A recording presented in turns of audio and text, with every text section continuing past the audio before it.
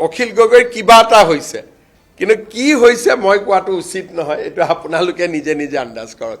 এই অমুক অমুক তই অমুক কৈছ, যি ধৰণে তেওঁ কৰি আছিলে মই গোটেই ৰাতি হাঁহিছোঁ। গতিকে আজিকালি এইকাৰণে ময়ো এক প্ৰকাৰ অখিল গগৈ এতিয়া ফেন টাইপে হৈ যাম এইবিলাক বেছি ওলাই থাকিলে। ৰাতি চব কাম বন কৰাৰ পিছত ৰাতি অখিল গগৈ লাইভ চালে মনটো পাতলি যায়।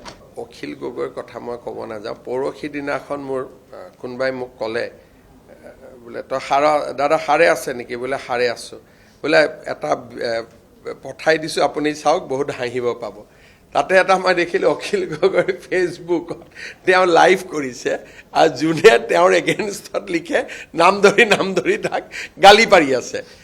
একদম মই নিশ্চিত যে অখিল গগৈৰ কিবা এটা হৈছে, কিন্তু কি হৈছে মই কোৱাটো উচিত নহয়, এইটো আপোনালোকে নিজে নিজে আন্দাজ কৰক। এই অমুক তই অমুক কৈছ, যি ধৰণে তেওঁ কৰি আছিলে মই গোটেই ৰাতি হাঁহিছোঁ। গতিকে আজিকালি এইকাৰণে ময়ো এক প্ৰকাৰ অখিল গগৈ এতিয়া ফেন টাইপে হৈ যাম এইবিলাক বেছি ওলাই থাকিলে। ৰাতি চব কাম বন কৰাৰ পিছত ৰাতি অখিল গগৈ লাইভ চালে মনটো পাতলি যায়।